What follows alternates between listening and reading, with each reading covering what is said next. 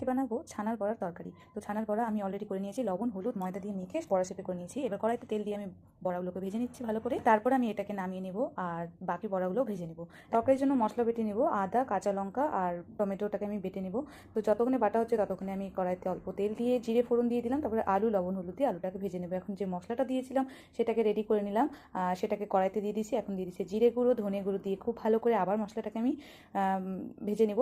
আর এখন একটু ঢেকে দিলাম, ঢেকে দেওয়ার পরে এখন খোলাতেই আমি এটাকে ভাজবো যতক্ষণ না মশলাটা শুকিয়ে যাচ্ছে। দেখো মশলা শুকিয়ে গেছে, 1.5 গ্লাস জল দিয়ে দিলাম।